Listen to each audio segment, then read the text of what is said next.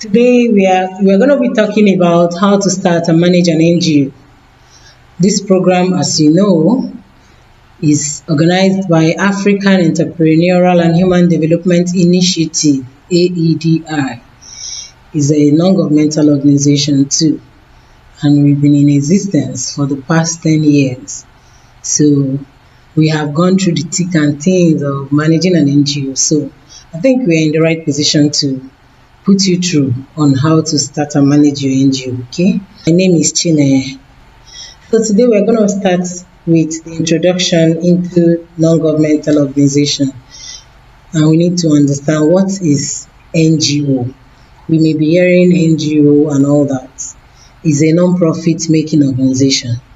It's a non-governmental organization.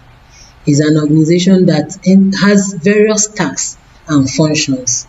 Okay, and it has the interest of the people at heart. So when establishing an NGO, you should know that you have the interest of people at heart. You have to have a long-term plan at the point of registration. What's the plan of the NGO in the next 20 years, in the next 10 years, in the next 5 years? Who are the targeted people?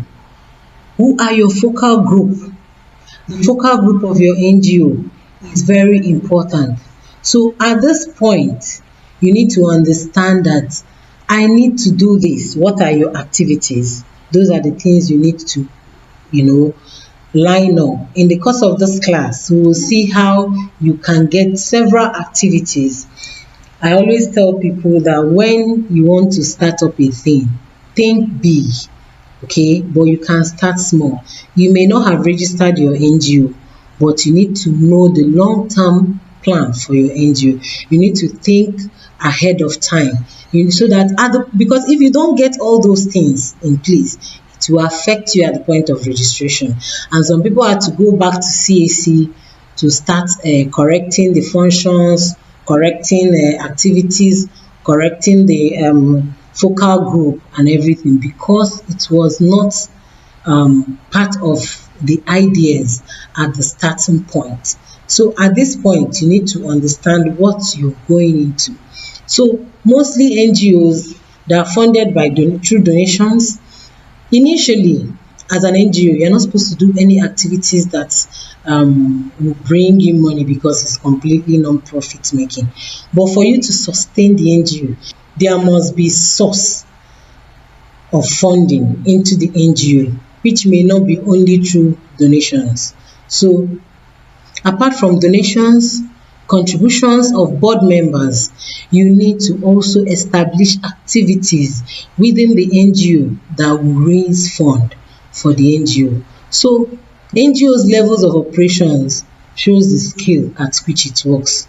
So whatever work we are doing, if you want to do it locally, nationally, internationally, is up to you at the point of registration. So that's why some people, whatever you're registering, you can end it with initiative, you can end it with foundation, but if you can end it with international, okay, probably you say AYZ Community Foundation International. You just put something in there so that you don't have to go back to register. Some of us that didn't know all these things at the beginning, if you want to go international now, you have to go and work on the CAC document. So all these things has to be in place, and we need to know all these things to avoid double work. Okay, non-governmental organizations are not bound by any government regulation. In this area, it's not like they are not bound, because you need to register with the Corporate Affairs Commission. But what it means is that government does not have control of your activities. Okay, it has to be it's like a limited liability company, which the company decides on their activities. But the difference here is that you have people at heart. There are people that you want to help. There is something you want to do, to improve the community, and you are not supposed to make profit. That's why even if NGO does any business, okay, it's not recorded as profit or loss is recorded as surplus or deficit. Okay, so they can also be used as a lobby group. What it means is that they can be policy makers. They can actually change the policies of government. Depends on the type of the NGO that you establish. Okay, you will still get to see the activities and the influence. How influential can your NGO be? So non-profit status allows them to focus on issues that are of long-term importance to them, such as climate change, malaria prevention, enterprise development. So your NGO depends on what you want to, your aim, depends on your activities, depends on your functions. Your NGO can actually have your long-term plan. So all these ones, kindly design the long-term goal for your NGO now. By the time we finish the class, I think that will be the first assignment. We need to design our long-term goal for the NGO. Okay, history of NGO. The main thing is that the NGO focuses on humanitarian issues and environmental aid. So it helps, of course, that's the focus of all the NGOs, no matter how you look at it. It's on humanitarian issues or just developmental aid. So whenever we are setting up any NGO, the NGO want to set up, we should make sure that it affects the human or develops something. Okay. Then the legal status of an NGO. An NGO generally, some places it's called an incorporated or voluntary associations. Some are trust, charity, foundations. Some are stated as company not for profit, all that. So, but in Nigeria, is an incorporated trustee. We will get to see all that. So, let's get to the practical part, the influence of NGO upon world affairs. Your NGO, what influence do you want the NGO to have? There is service delivery NGO, there is public education and advocacy group, there is developmental NGO. The service delivery NGOs are the NGOs that focus on communities, places where people are unable to provide things for themselves. The NGO gets it down to them, just like during COVID-19. That's a pandemic period. NGOs took it upon themselves, especially the ones that are into healthcare, to go to communities, enlighten them, and even after that, there has been activities like that. So, if you're a service delivery NGO, if you are for service delivery NGO, of course, you go to communities, you come up with products and services. Most of the service delivery NGOs have products and services. That's why you see some, they produce some hand sanitizer, some produce disinfectants, some produce a lot of things, even up to sanitary for ladies. The service delivery NGOs get all those things. As an NGO, you can develop your own product if you are into service delivery. So NGO, practically, you can develop anything you want to do based on your focal area, based on your activity, based on what the functions you want to go into. You can look into it, have a product and services that the NGO can use to actually make money for the NGO, so that you can sustain the activities of the NGO, and also go to communities that are unable to get those things, or that in the rural communities use it and do one or two humanitarian services. Okay, so NGO is a good fundraising organization if you know how to package it well. Okay, now under public education and advocacy, it influences the aim of this part of NGO, this side of NGO, is to work on people, their psychological behavior, work on them, their actions, their activities. Your work is a movement. It's like you need to change people's idea towards something. So maybe the NGO you want to form will be an advocacy group. There is something you see that is going on wrong in the society, and you need them to change. You need the society to have a change. You form an advocacy group. That may be the part of your NGO, or public education, on different things. You can decide on the activities which you're going to bring up in the course of this class. So there is developmental NGO. The part of this NGO is to make sure something comes out. They're talking about climate change. What activities, what do we do? We're talking about, wow, we want to industrialize Nigeria. What do we do? How we need to set up this company or activities. The way they are doing a particular thing is not the, so it's just development initiative. It focuses on development. So which area do you want your NGO to, participate? Then gathering the necessary document. What are the documents we need to gather?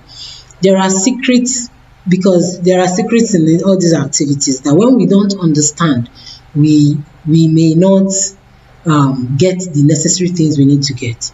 As an NGO, you enjoy tax exemptions in the area of income tax and VAT.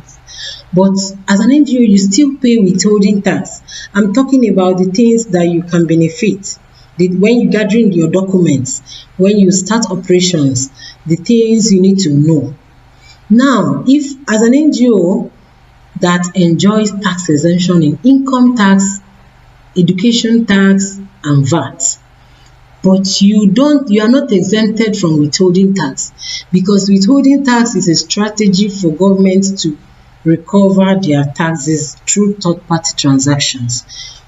What does it mean? The NGO wants to buy computer system for a school in the village, and you go to a company and you buy the computer system and pay into that company account. You are expected to deduct withholding tax because you paid into the company account. You are expected to deduct withholding tax of 5% and pay to government on behalf of that company. That's the only way you pay tax in NGO. Now, how do you, as an NGO, avoid such taxes? You have to do all your activities directly. Paying into company account means that there is a third-party transaction. So the only way NGOs can avoid paying withholding tax is any transaction you want to do, pay into personal account, staff account, let them account for it, get the receipt. Based on that, your NGO will not pay the withholding tax. You reduce the number of withholding taxes you pay, because most times when you go to buy computer, you are not going to tell them I'm deducting withholding tax. They will not understand that one. So when you want to go buy computer or anything, what you need to do is pay into your staff account or individual account. Let it be that the individual is the one buying it or doing that transaction for the company. Now that we know what to do during the transactions, okay, having awareness when we have any transactions, the next thing is for us to get the name and the logo of the organization. The name of the organization has to relate with what the organization does. Okay, as an NGO, if it's a foundation, if it's a community organization, whatever it is, activity of the NGO has to be attached in the name so that it speaks volume. Okay, when they hear your name, the name of the NGO, it will explain a little about what the organization is doing. If you want to be into community program, whatever you want to be into, go into. But you're going to see it, how to attach all those things in the course of this class, okay? So, and it's, NGOs are recognized by law in various countries. It depends on the way they package, but in Nigeria, you can put it as a social organization, religious, or advocacy, okay? Then, gathering the information. Don't forget, we are still at the stage where we are gathering our information for registration, okay? So, we need to get our detailed vision, missions, and goals. Visions, missions, and goals. What is the vision of the organization? What's the vision? What's the goal? What are the goals? Okay, what are the functions? What do we intend to do? What are our programs? What are programs we intend to design? what projects do we want to go into, okay, and all those things. And the next one is the recommendation letter. When you are in an environment, your community needs to know that you're there, because in the stage, things like this, you need a recommendation letter. And as an NGO, as the activities grow, as an NGO, you need to have link with your local communities, your community leader, who is representing the community at state level, at federal level, even at local government level, the councillors and all that, even to the senator represent, especially where the head office of the NGO is domiciled. So because sometimes you may want to undertake a project or program in a community, they would request for a recommendation letter before donation, okay? So all these things, you have to ensure that whatever is going on in the community, that they can recommend you for good, okay? So please, whatever you are doing, your activities, make sure that your community, every leader around where you are, know that you are there, okay, so that it will help. Then the next one is approval. So what are those requirements? What are those requirements? Whatever requirement, everything we have gathered, the most important thing is that it has to be registered with CAC as incorporated trustees, okay? And of course, if you want to do it yourself, we will guide you. But if you want the consultant to do it for you, there are documents that you don't need to stress yourself. The consultant can get for you, okay, for the purpose of this registration. Now, the requirements, okay, at this point, reservation of names, getting all these documentations, the notice, you have to be published in the 3 national newspapers. So it's one of the things consultants will do for you, so don't stress yourself over it. So the formal letters, everything, the signed documents, okay. Of course, there are things, because you need to constitute your board of trustees. Your board of trustees have to have a meeting and state minute extracts that will be used for opening of the registration of the NGO. So there should be minute extracts which the consultant will do for you. All these things are just for your information, okay? So, and the seal will be produced for you. The aim of showing you this part is for you to know what will be done for you, okay? But you may decide to do it yourself, no problem, because everything is done online now. Registration with Corporate Affairs Commission, everything. You can do it online, you can follow it up. So, but you need to know, so that even if someone else is doing it for you, you understand what the person is doing, okay? So from here, we get to advantages of registering your NGO. When you register, a lot of people have been running unregistered organizations. There is the risk attached to it are so many, okay, but it's good that you register it. So what are the advantages of registering an NGO? It becomes an entity of its own. It can get its properties, it just becomes an entity. So nobody, even though there may be if something goes so wrong, the board of trustees will be traced.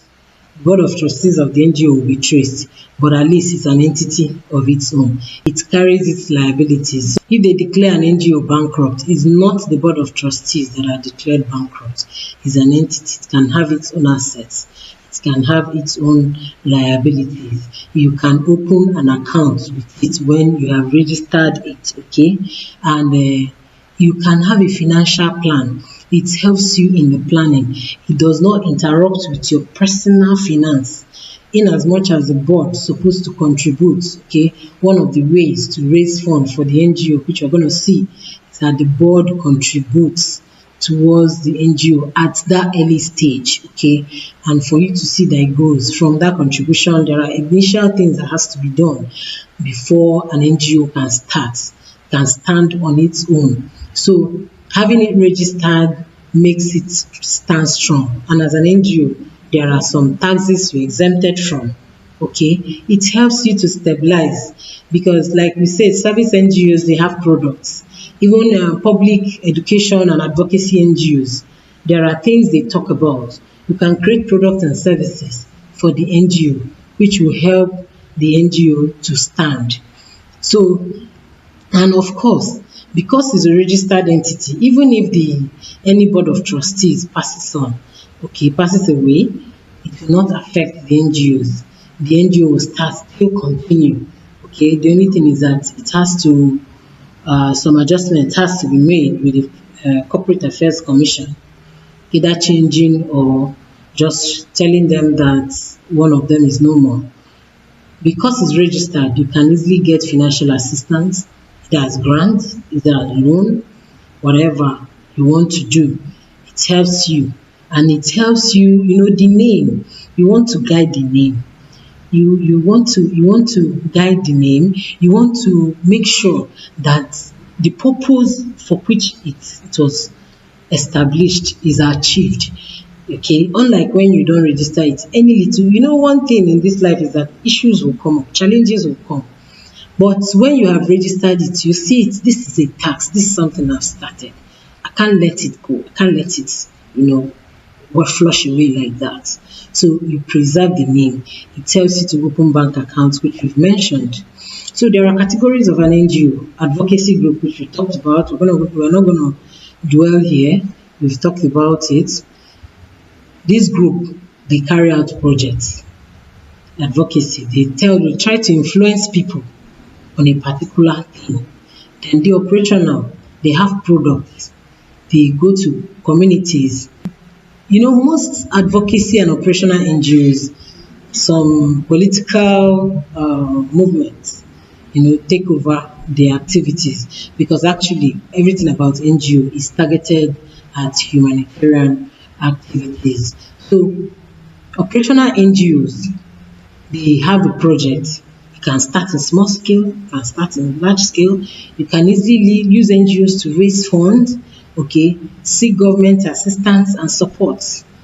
So all these things, we need to understand where we stand. Category, which one? Do we stand under advocacy or do we stand under operational? However, you can merge the two. Depends on your activities, Depends on your activities. Nobody is telling you stand here and never move. No, you can merge the two. For us, we are entrepreneurial and human development initiative, and we also sometimes, because if there is if the community doesn't live a healthy life, their entrepreneurial activities will not succeed much.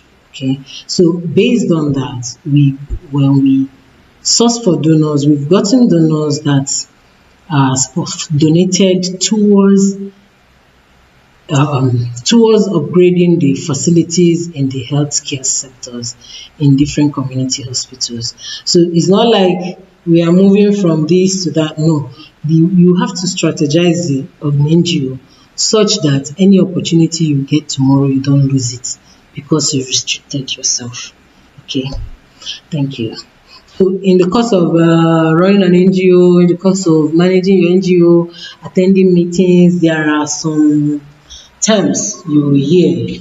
Some of them will just be talking. They say, bingo, bingo as dog, but yeah, it's business friendly international organization, CITAS, community movement, for community movements, CSO, civil society organizations, NGO, donor organizations, NGO, then just environmental NGO, NGO, GONGO, that's government operated NGOs.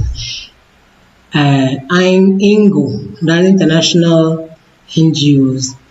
Like that, you see GSOs, grassroots support organizations, market advocacy NGOs, MANGO, CHAD, community health and rural development society. So now let's go to why do you want to open your NGO? Types of NGO. There's charity oriented, service oriented, participatory oriented, community based NGO, city-wise organization, national organization, international non-organization.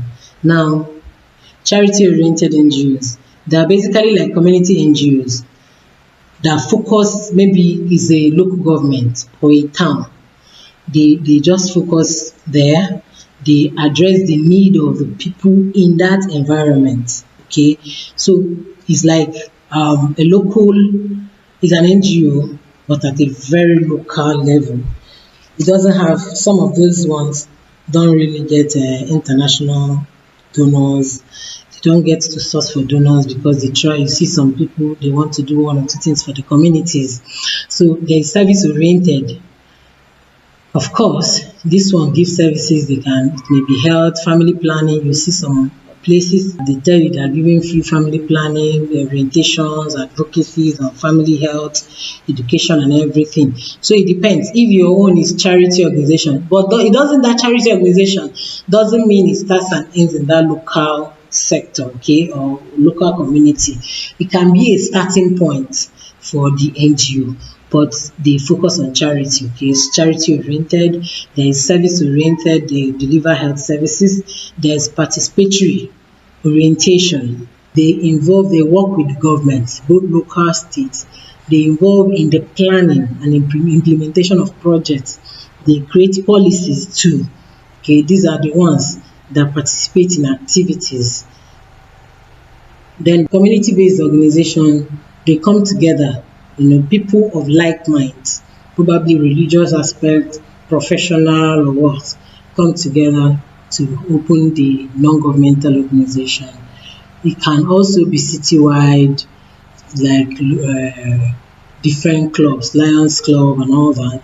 Then it can be national. A national organization means that you can go to states. Okay, it can be national organization, it can be international organization. So all these things, like I said, you can combine two, three together. It can be international organization, there will be charity and service based orientation. Okay, so all these things depends on what you are looking at and what you want to achieve.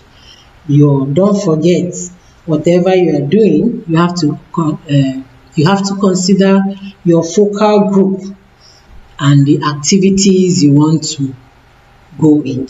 Okay, all right. NGOs may be active in the following areas. We're trying to help make us understand everything about NGO so that we'll know, I am going into this. This is what I should expect. Okay, so today we are also talking about NGOs may be active in the areas of your activities. We are trying to help you break down your areas of activities. It could be community health promotion. We are talking about, probably you say your NGO you are into community health. Like I told us, we should not limit ourselves. At the point of registration, don't pick want to do only general hygiene or waste disposal. You just pick an item that will restrict you, that tomorrow when you want to embark in another activity, you will find it difficult because you have restricted yourself. Take for instance, you say you are doing girl child orientation. With that girl child orientation, and if it's your main aim, that means anything you are doing, you're not expected to do anything where boys are or men are. Okay, so you can say children orientation, you can, so that under your program or your activities, you can break it down. Girl, child, adolescent. Yeah, I don't know if you get what I'm saying. Okay, so community health promotion, we have different things under it: vaccinations, waste management, usage, youth counseling services. You have imagine health crisis, HIV, hepatitis B, drug addiction. You have community social problems, juvenile, runaway girls, street children, prostitution. These are several activities that you can pick for NGO. Okay, you have environmental, sustainable water and energy consumption, education, keeping mountains and forests clean. Under economic, we have micro enterprise and micro loans, skill trainings, product promotions and distributions. Like trade fairs, you can organize fairs, a lot of things. Okay, financial consulting, career services and jobs search assistance. Some people now, they have NGOs can do it too. You connect people they are searching for job, you'll be the one to connect them. Career services, these are activities. Development, schools, constructions, infrastructure, all those things. Then under women issues, women and child rights, all those things. These are listed things, activities for NGO, okay? So you can pick, if you notice, it covers almost every part. So that's why I left it so that we can read through it. So you pick the area. You can, like I said, you can always merge two or three, so that, for instance, we can't do sustainable water and energy consumption. It's not part of our work. In fact, anything environment is not part of our work. Okay, but under our own NGO, we can handle girl child issues because we have provision for children. Okay, so when you are under your constitutions, your activities, your focal areas and focal areas, you must make it something that will cover up a lot of activities. Okay. All right. At this point, we're going to end the class for today. Tomorrow, we'll start with board membership. Who are supposed to be your board members and everything you need to do so that you get it right at the beginning. Okay. At this point, let's take questions and answers. Okay.